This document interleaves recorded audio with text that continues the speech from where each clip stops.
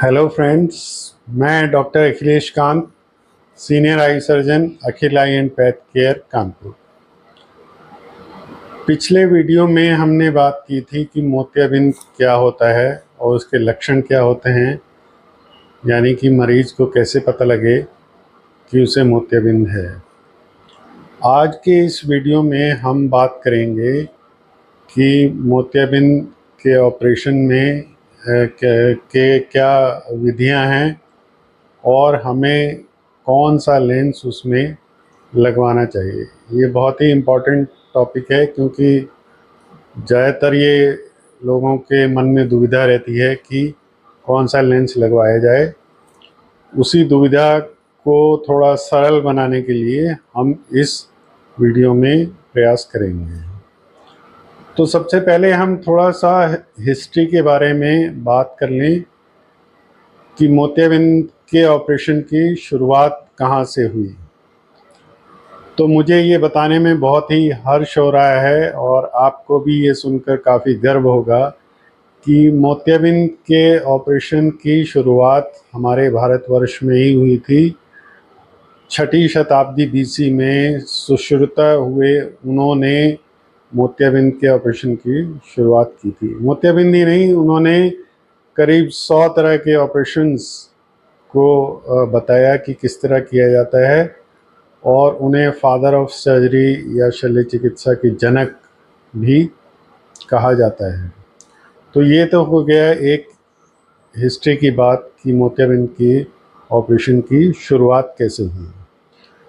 अब बात करते हैं कि मॉडर्न डेज में मोतियाबिंद के ऑपरेशन का कैसे स्वरूप बदला, कैसे उसमें टेक्नोलॉजी में चेंजेस आए। तो शुरुआत में जब ऑपरेशन होते थे तो मोतियाबिंद को पूरा उसके कैप्सूल के साथ, मतलब लेंस को उसके कैप्सूल के साथ पूरे को निकाल दिया जाता था। और पहले तो लेंस भी नहीं लगते थे, उसके बाद मोटा चश्मा लगता था।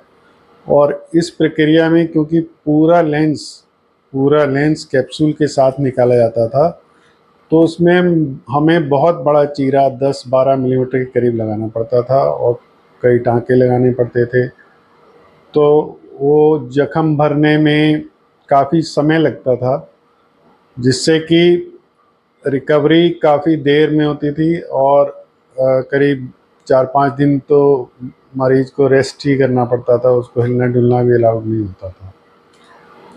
उसके बाद फिर थोड़ा सा जब इस पर और रिसर्च हुई तो फिर एक्स्ट्रा कैप्सुलर कैटरेक्ट एक्सट्रैक्शन की प्रक्रिया शुरू हुई। इसमें जो लेंस का जो कैप्सूल होता है उसमें आगे एक ओपनिंग बना के न्यूक्लियस और कॉर्टिकल मैटर को साफ कर दिया जाता था और जो जगह बचती थी कैप्सूल में उसके अंदर rigid lens, intraocular lens IOL जिसको हम कहते थे, वो लगा दिया जाता था। लेकिन इसमें भी क्योंकि हमें रिजिड लेंस लगाना पड़ता था तो इसमें भी 7-8 मिलीमीटर के करीब हमें वो चीरा लगाना पड़ता था जिससे कि वो लेंस अंदर जा सके। अब इसके बाद एक बहुत ही रोचक एक कहानी है जिससे कि फेको एमल्सिफिकेशन, जो कि आज मॉडर्न डे सर्जरी है, उसकी शुरुआत हुई। अमेरिका में चार्ल्स केलमैन एक आई सर्जन थे।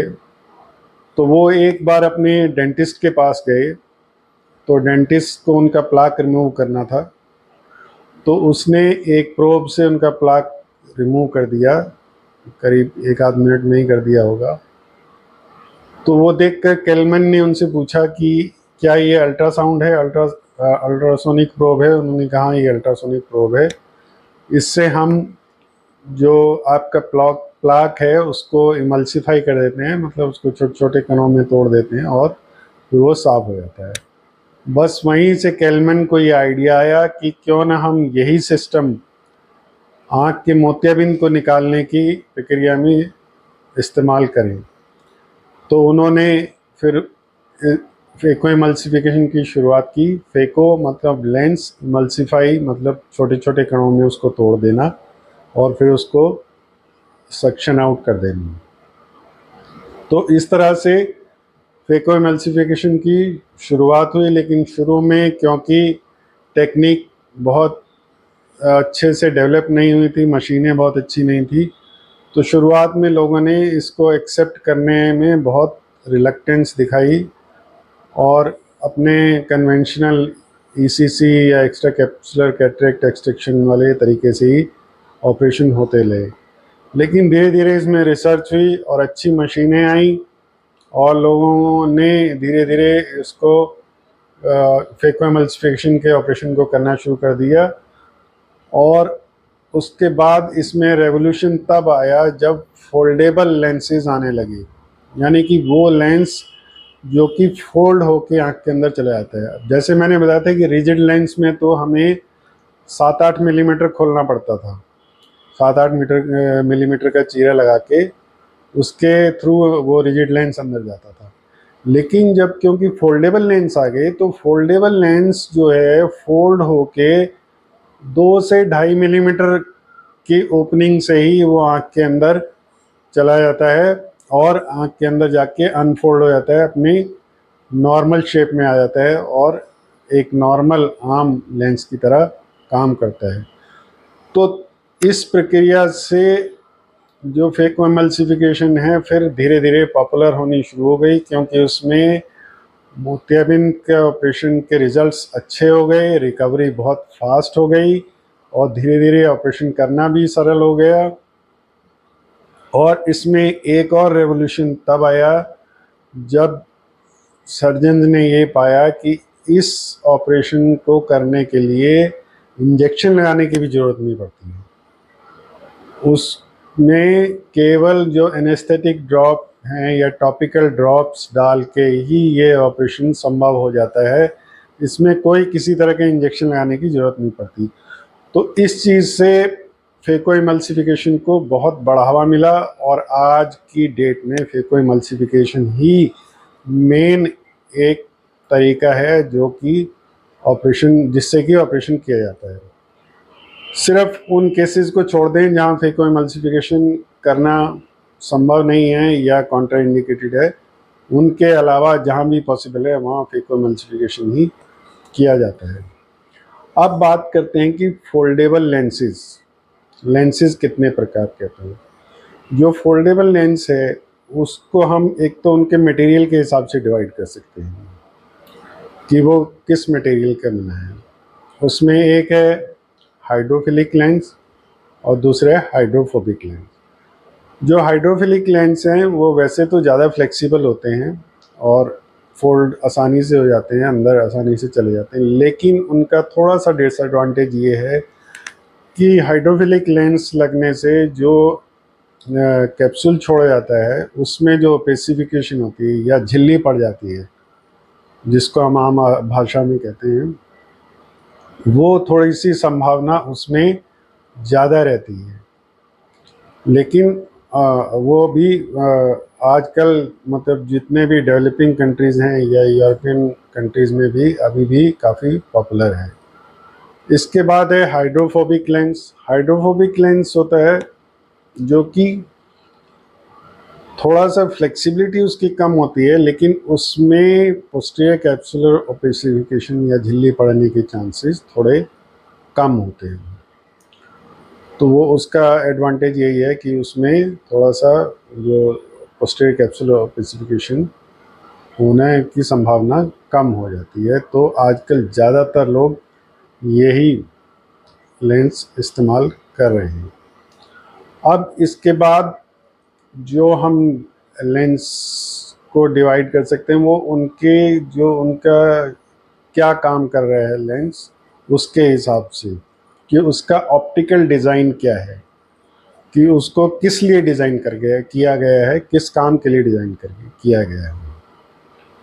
तो उसमें एक तो आता है मोनोफोकल लेंस। मोनो जैसे आप समझ जाएंगे कि मोनो का मतलब होता है सिंगल, एक मोनोफोकल मतलब उसकी एक ही फोकल लेंथ होती है, तो वो डिस्टेंस के इमेजेस को ही फोकस कर सकता है। उसमें अगर आप वो लेंस लगवाते हैं तो उसमें आपको एक ही तरफ की नज़र मिलेगी। महीन काम या पास के लिए आपको चश्मे की ज़रूरत पड़ेगी। इसके बाद आता है मल्टीफोकल लेंस। मल्टीफोकल उसका मतलब उसमें काफ़ी सारे फोकल लेंथ अलग अलग एरियाज़ में होते हैं और उसमें रिंग्स बने होते हैं, जैसे आप इसमें फ़ोटो में देखेंगे कि रिंग्स बने हैं।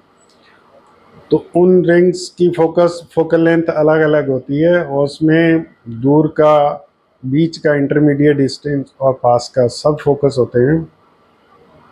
और उससे पास के लिए या इंटरमीडिएट डिस्टेंस के लिए चश्मा लगाने की ज़रूरत नहीं पड़ती है। और लेकिन इसका थोड़ा सा डिसएडवांटेज ये होता है क्योंकि इसमें ये रिंग्स बने होते हैं, तो उसकी वजह से थोड़ा सा रात में चमक लगती है, ग्लेयर लगती है और थोड़े से कई बार रोशनी के इर्द गिर्द छल्ले, जिसको हम हेलोज कहते हैं, वो भी दिखाई दे सकते हैं। फिर आता है EDF या एक्सटेंडेड डेप्थ ऑफ फोकस वाले लेंस। ये लेंस होते हैं जिनमें उस तरह मल्टीफोकल की तरह रिंग्स नहीं होते हैं, जैसा कि आप फोटो में देख रहे होंगे। इसमें ग्रेजुअल फोकस होता है दूर से लेके इंटरमीडिएट डिस्टेंस तक। इसमें थोड़ा ये होता है कि पास के लिए कभी चश्मा लगाने की ज़रूरत पड़ सकती है, लेकिन जैसे अगर आपको कंप्यूटर पे या इंटरमीडिएट डिस्टेंस ये काम करना है या रात में ड्राइविंग करनी है, तो उसके लिए ये सबसे अच्छा लेंस है। फिर आता है टोरिक लेंस। टोरिक लेंस वो होता है जो कि आपके एस्टिग्मेटिज्म को ठीक कर देता है। मतलब अगर आपके चश्मे के नंबर में सिलेंड्रिकल नंबर है काफ़ी ज़्यादा, तो टोरिक लेंस आपके लिए फ़ायदेमंद रहेगा। उससे आपकी जो सिलेंड्रिकल पावर है वो न्यूट्रलाइज हो जाएगी। टोरिक लेंस में जैसे आप ये फ़ोटो में देख रहे हैं, उसमें एक मार्क बना होता है एक्सिस का। तो जिस एक्सिस पे हमें पावर देनी है, उस एक्सिस पे इस मार्क को सेट कर देते हैं और उससे आपकी जो सिलेंड्रिकल पावर है वो कवर हो जाती है, न्यूट्रलाइज हो जाती है। तो टोरिक का यही फ़ायदा है कि अगर आपके चश्मे का नंबर सिलेंड्रिकल है तो उस केस में आपको टोरिक लेंस लगवाना पड़ेगा।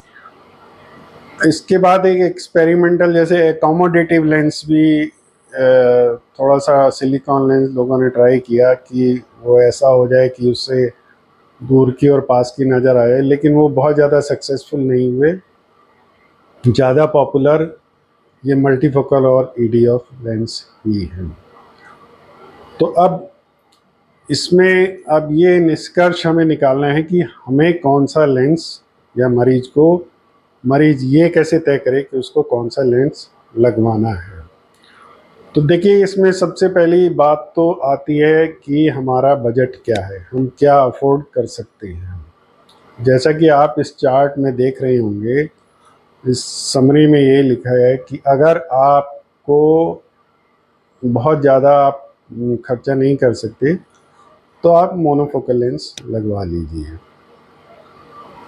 उसमें आपको पास के लिए चश्मा लगाना पड़ेगा। फिर दूसरा केस है, कोई मरीज़ ये चाहता है कि भाई मुझे तो चश्मा लगाना ही नहीं है, ना पास के लिए ना दूर के लिए, तो उनके लिए मल्टीफोकल लेंस ठीक है। लेकिन उसमें ध्यान ये रखना पड़ेगा कि कई बार, ऐसा नहीं कि सबको, लेकिन कभी कभी ऐसा हो सकता है कि आपको, कुछ मरीजों को ऐसा हो सकता है कि रात में गाड़ी चलाने में दिक्कत हो सकती है। फिर आता है कि मान लीजिए आपका कंप्यूटर पर बहुत काम है, या आपका प्रोफेशन ऐसा है, या आपको नाइट में ड्राइविंग करनी है, तो आपके लिए EDF लेंस ही बेस्ट है, क्योंकि उसमें ग्रेजुअल पावर चेंज होती है। वो जो ग्लेयर और जो चमक पड़ने की और जो हेलोज दिखने वाली या छल्ले दिखने वाली जो परेशानी है, वो इस लेंस में नहीं होती। तो इस तरह से ये पूरी तरह से समराइज हो गया कि किसको कौन सा लेंस सूट करेगा। लेकिन सबसे बड़ा तो इसमें फैक्टर वही है कि आपकी पॉकेट क्या अलाउ करती है, उसके हिसाब से आप डिसीजन लेंगे। वो तो पहली चीज़ है। अगर वो फैक्टर नहीं है आपके लिए कॉस्ट कोई मायने नहीं रखती है, तो फिर अपने काम के हिसाब से, जैसे मैंने बताया, आप जो है अपना लेंस का चुनाव कर सकते हैं। तो होप इससे आपको काफ़ी मदद मिली होगी कि हमें कौन सा लेंस चूज़ करना चाहिए। यदि आपको कोई कन्फ्यूजन है तो आप कमेंट सेक्शन में लिख सकते हैं, मैं उसको जवाब दूंगा। और किसी और ऐसे ही टॉपिक पर अगर आप वीडियो चाहते हैं तो वो भी बताइए, हम उस पर भी वीडियो बना देंगे। Thank you.